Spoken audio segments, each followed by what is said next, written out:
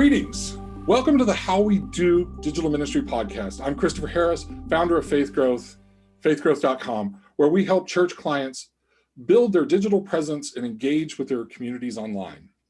On this podcast, I have a conversation with a church leader, and I ask them to share how they do digital ministry in their communities.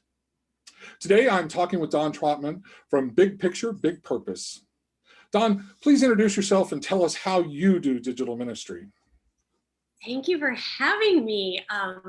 As you said, my business is Big Picture, Big Purpose, and I have been coaching church leaders for 16 years. And so I was both a life coach before it was cool and doing digital ministry before it was cool, because I do a lot of small groups, and people were really remarking, especially in the early years, how they were really feeling a connection online. And within the past year, I kind of joke that I used to be having a party on Zoom, and then all of a sudden everybody joined me last year.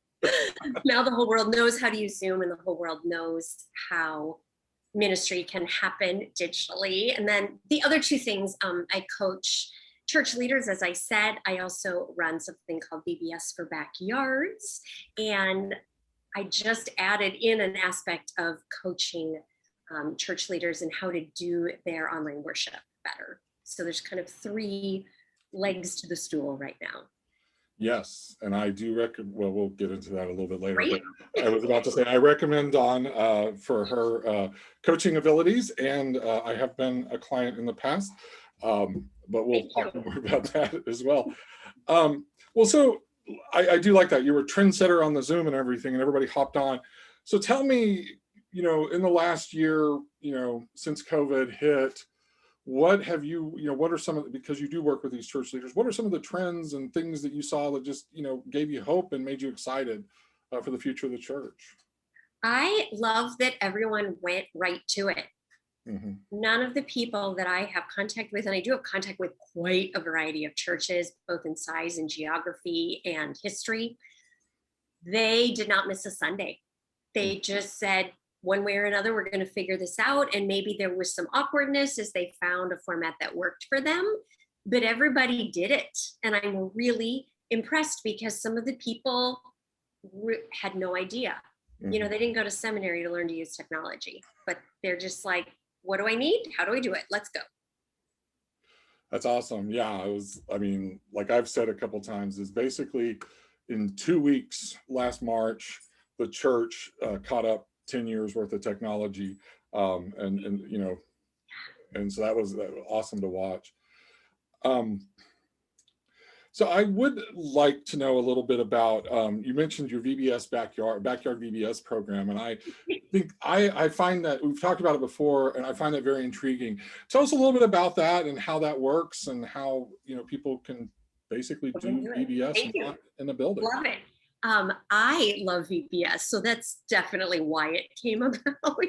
I've led more than 50 weeks of VBS, and I'm sure some of your listeners have as well. So there's a subset of us that just love VBS, and it stands for Vacation Bible School, if you have some people listening that aren't in the lingo. Mm-hmm. So 2 years ago, I actually started it as a throwback activity, like your summer Bible study can be in the format of VBS. So adults could log on, and it had all the areas like Imagination Station and Mission Moment and all these pieces that you expect. There was a sticker chart.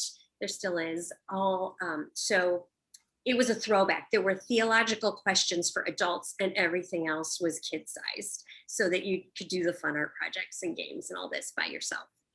And we also had a camp staff make our own worships for it. So they are themed to the days, and the very clear lyrics written on there and the whole bit.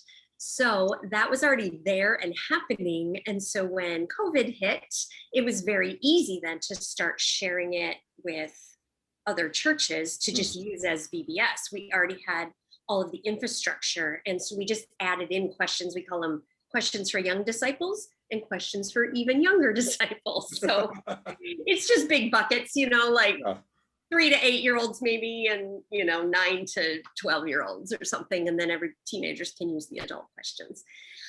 So that all shifted. And for some of these churches, we ran it all. Like, we created their own sign up page, collected the money, made their private Facebook group, sent out the weekly lessons. Some of the churches brought craft supplies to the families and some didn't, which is fine. A lot of churches used it as an intergenerational thing. So grandparents from their church could do it. And we were also sending the same lesson to the grandchildren anywhere in the country. It doesn't matter. Yeah. And then they were coming to the Facebook page to all share their same art projects and coming to these little worships. They're just like 10 minutes for each theme. So it's been fun. Everyone we encounter is using it differently. And we do just sell it. Like, you could just buy it all and run it yourself. We sell the logo, the curriculum, and all the formatting. So everything comes both mobile phone friendly. So you could just be on a camping trip and have a day of vacation Bible school. Or you also, everything comes with a PDF. So you could be completely analog, print it all out, including the Bible stories and a coloring page, and then go outside and do the whole lesson with no electronics, depending on what direction. So it's all formatted and ready and themed like that. Well, and I think the thing that I find most interesting, even, I mean, I'm glad that it worked so well in this COVID time, but I also, VBS is getting harder for churches to do every summer, less volunteers. There's a lot of other kid activities. I've known some that have canceled VBS, or they started partnering with another church so they'd have enough volunteers, move it to the evening because we couldn't get enough people. There's been, and so I really love this model because the individual church would have a lot of options. Right. And then even other options they're not going to get locally, like, hey, we can have the grandparents doing the same lessons. They can do FaceTime check-ins with the grandma and grandpa and share art. And that to me is what's so exciting is like, there's just so many different ways it can go. And key with all digital ministry is not to have a lesser version of what's happening live, but to leverage what can only be done online, so that the digital thing is a separate, desirable thing. And someone may in the future do the live one and the digital one. Like, what if you have a family of divorce and the kid isn't going to be there every time? What if you want to use it as summer, just Sunday school? It could be 5 weeks of Sunday school, use the VBS curriculum. But it's all these things where you want to show people it's better, or traveling or anything. Yeah, kids have baseball practice, whatever it is. You don't just do a watered down electronic version of what happens live. You create a thing that's meant to be online and show people the advantages. And I think that's a good point. I mean, while the church has done a very good job of getting online in this last year and kind of catching up, once we catch our breath post-COVID, that is going to be the thing we have to, in a lot of ways, we just kind of got online, but we were kind of sharing what we've always done in person. Now that we've caught when we have time to catch our breath, hopefully in the next 3 to 6 months, we're going to have to start dreaming of, okay, how do we really, now we're online, how do we really do this for this online space and not just in person? So I think that's wise counsel that you give us there. I am very passionate about, I'm all in. I'm so impressed with people who just set up a camera and they're filming what would have happened anyway, because it was an emergency. Yeah. But going forward, we don't want to give people this feeling that they're peeking in on something that they can't be at. Yeah. We want it to be created for the people online. So even if you're doing hybrid, I've been encouraging people to have a greeter. I'm big on greeters. So, even if you are going to film and live stream something happening in the sanctuary, whenever there's dead space, there's someone right there, camera, looking right in it, saying, welcome, hi, so-and-so that just got online, and really relating. Or here's communion. It's going to take a few minutes. Here's what our denomination believes about communion. If you have other questions, put them in the chat. So I'm glad you're thinking these things. No, well, because as you know, I have been attending a church that's not in my town online. Yes. And it actually is the church that Don goes to. And I would, there's part of me that has been a little bit nervous. I mean, I kind of always said, hey, this is working right now, so I'm not going to worry about the future. But I have been a little nervous because I know right now one of the things that really attracted me to being a part of Advent Online has been that it was geared for the way that they're doing it. is very much geared for the fact that everybody is worshiping online. And so I've been a little nervous, what would that look like afterwards? So I'm glad, because I know you talk with the leadership there and give suggestions. I'm glad to hear those ideas, because that you're right. There's ways that we can do it hybrid, but it can't just be, like you said, peeking in the back. Right. So no, that's Yeah, awesome. it's like you're spying, and we're so programmed to have things on screens be a certain way. Mm-hmm. Like when a famous actor dies and everyone's sad, they never knew that person. They're sad because they feel as though they've looked into their eyes and looked into their soul. And that's because the way cameras work is it's very, very close. So you can't just have a wide shot for an hour. Yeah. We're just not programmed to watch that. Things have to be directed and done for the camera, and we'll have to figure out how to do that with worship. Exactly. Yeah. So, it's that kind of segues in. I know that your new program that you've kind of started is to help churches maybe explore options that way. Can you say more about, because this is probably since this is the newest, it's the thing I know the least about. Can you share more how you're helping churches with that? I have been partnering with someone, Paul Schmidt. He does more technical things. He has had a video production company for years. And Paul's a great guy, yes. So good. Yeah. And he and I worked together on a national event called the ELCA Youth and Family Ministry Extravaganza, Children, Youth, and Family. So we have a long working relationship, and we both found that we have gifts that can serve this. So he is more talking with churches about, do you need to buy a camera? Where do you set it up? Teach people to use it, technical, soundboard, all that. Mm-hmm. I am doing more, how do you structure things? How do you play to the camera? How do you set up the shot artistically? How do you film on location? I will say a lot of our friends in more conservative denominations are planning to do traditional, contemporary, and online. 3 worship plannings every week. And the online one is how they use the word seekers, because then it's going to be, if you're at live worship, did this sermon resonate with you? Tell your seeker friend to watch the online version in a couple hours that they filmed on location by a lake about Jesus' baptism or whatever. So we don't have to go overboard with TV production quality, but there are easy things that we can all do. Even if it's just sticking something in to a live stream that is only for the online people, or producing an entirely separate thing if that feels appropriate.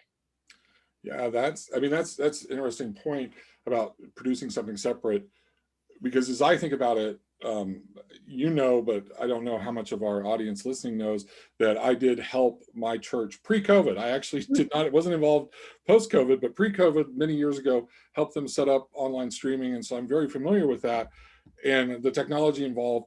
And as I've been thinking about the best way forward, I almost think the hybrid is going to be harder in some ways.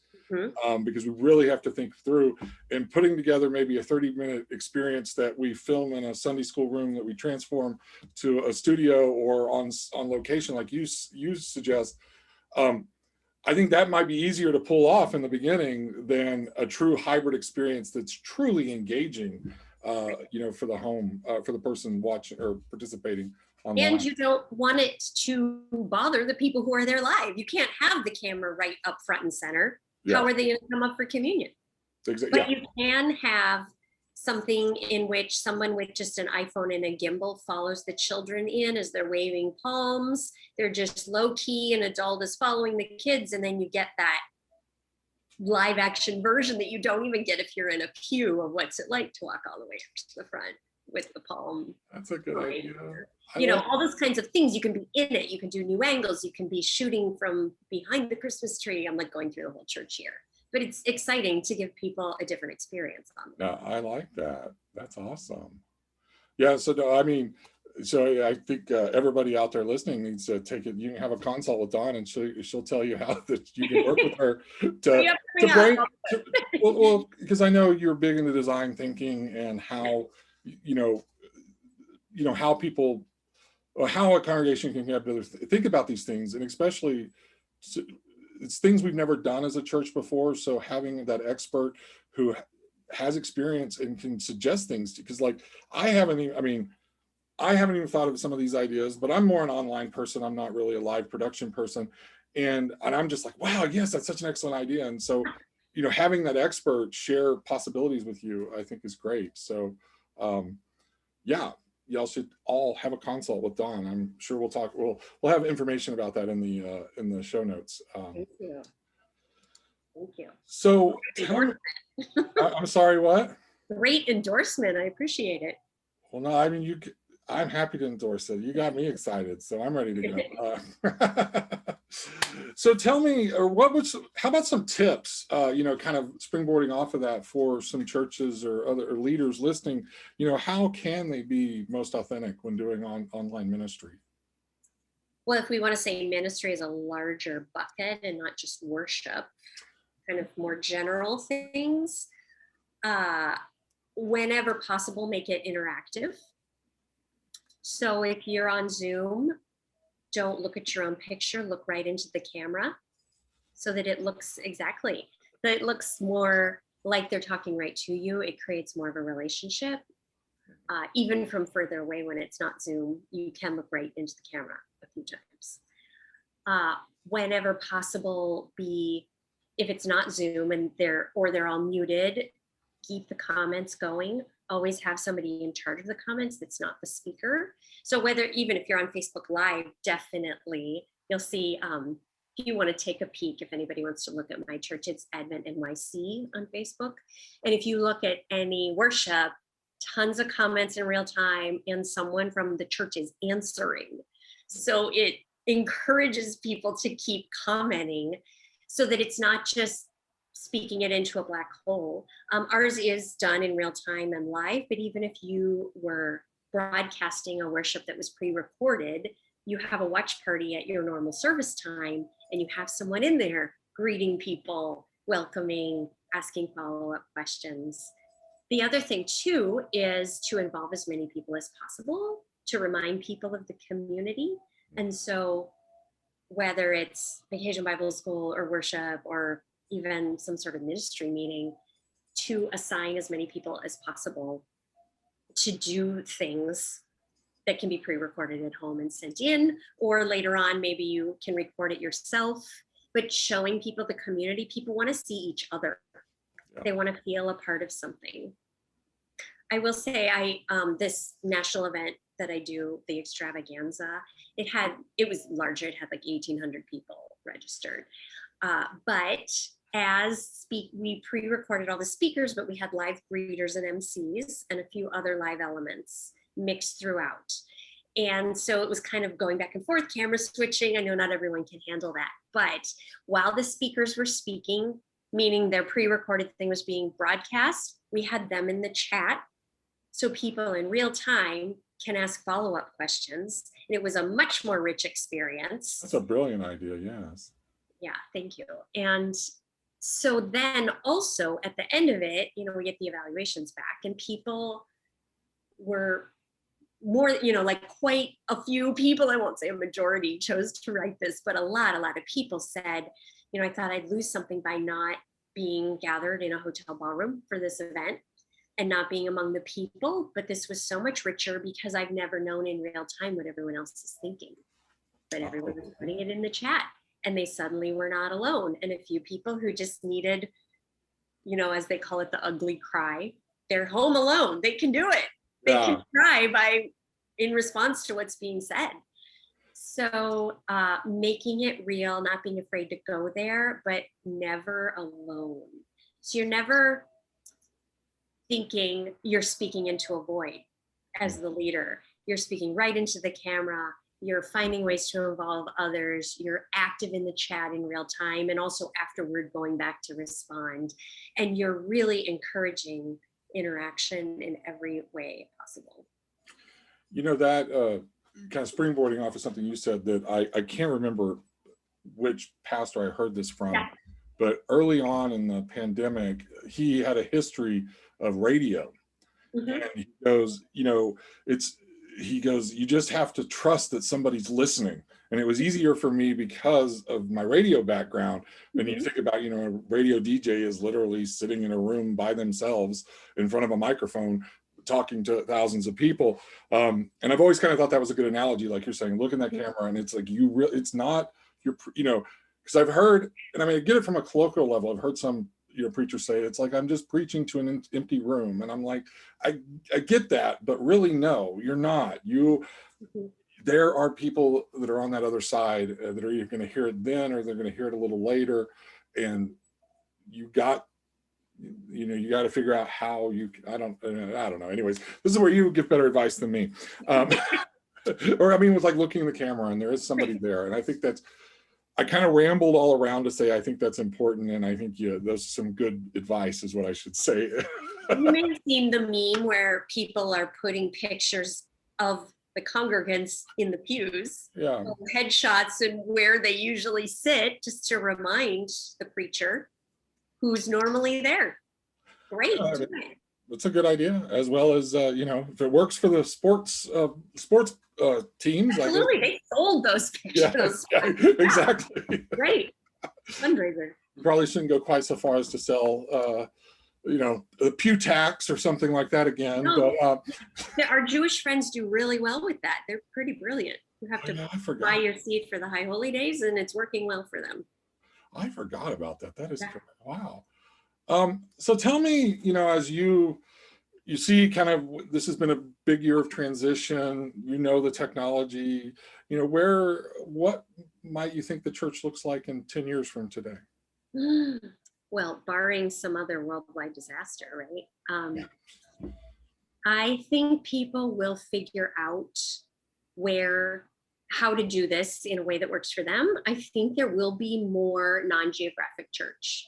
Yes. People will not go you are in Texas attending my church in New York City. Mm-hmm. Welcome. You're not the only one, in fact. Yeah. And it's not like we're not so slick, like we don't have a New York City producer or something of worship, anything like that.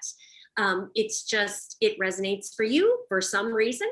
Mm-hmm. And if you're ever in New York, of course you'll come. So there will be that. I think there will also be things that people want to do in person, and they will show up. So I don't think we need to worry that just because it's online, people won't show up. I think the whole struggle of this pandemic is there's such a human need to be together. Yes. So people will have something, maybe it's not the closest church to them, but they'll have something in their community, and they will want to be with people physically in a room, especially for things like communions and baptisms, but even just sharing the peace or being among people. So there is going to be more going to churches further away because they resonate, but I think we will never lose the need for having something local. I think also, though, then we need to think about what we're offering local to make it something people want to come to. There needs to be an upsell to showing up live. There needs to be a great greeter, not just passing out a bulletin, but I'm glad you're here. I want to get to know you. There needs to be so much benefit to showing up live so that people do, or they will just find another way to get those social needs met. Yeah. That's what I'm saying. No, that's phenomenal. That's awesome. So tell me a little bit about, you mentioned the national conferences you worked on, and in non-geographic, and I mean, I guess not wording this well, but what I think that digital is a unique opportunity for churches to really work together. And I think, kind of like the conference you're working on is like some of the best resources in our church that come together. And so what do you think about that as far as the local parishes kind of getting, sometimes we still stay in our little bubbles. Mm-hmm. What potential do you see there for the churches to start working together and really elevating some of those resources like we've always done in conferences, but now we can do it more often, perhaps? I think it'll be amazing. Like, I have a passion for Vacation Bible School and someone else has a passion for Good Friday or something. Mm-hmm. Let that church produce something for Good Friday that primarily has that pastor and then sprinklings of other churches. Yeah, I do also know one of the people that I coach came down with something, was very sick, couldn't do Sunday, and she just sent everyone a link to another church in town. It was like she didn't, it had it been more than like the day before, she would have found pulpit supply, she would have figured something out, but this solved it. And people rolled with it just this one time out of a whole year, so there will be some of that. And just churches celebrating their differences so that they're like, you know what, you are really good at that. Let's just have you do that. Not we're going to compete and have a lesser version of that thing. Yeah. Let's have everybody be in their zone of genius. God gave us all different gifts, so let's just lean in. To me, I agree with you. And I think there's a lot of hope there, because sometimes we talk about church pastors and other staff just being overworked and exhausted. And here is some opportunities where we can all excel together, take some of the burden off, let the people, like you said, you love VBS. So you're going to run with the VBS. And I think that you're exactly right. And that is one of the things that excites me too, is that I think we could, and I think it helps potentially financially in a way, because we have some churches that are smaller and they, and if we can pull these resources together, ministry won't be so contingent upon the amount of money they can raise in a particular location or a building. It's the body literally coming together and doing that ministry in a new connected way. Well, Dawn, unfortunately, we're just about out of time. This has been like an awesome conversation, and I appreciate you being our guest today on how we do digital ministry. I want to invite all of our listeners to make sure that they follow and subscribe to our podcast. Dawn, tell our listeners how they can follow you online. My website is bigpicturebigpurpose.com. And then from there, there's all kinds of links depending on what you are interested in. But I'd love to stay in contact. Bigpicturebigpurpose.com. Wonderful. Well, everybody, thanks for listening today. We would love to connect with you in other ways too. We have a private Facebook group cleverly named How We Do Digital Ministry. The link is in the show notes. So you don't have to wait for the next episode to discuss all things digital ministry. Head on over and join our private Facebook group, and you can discuss digital ministry 7 days a week. If you know someone who's doing something great in digital ministry, let us know. We're always looking for guests to share their stories. Blessings to you all.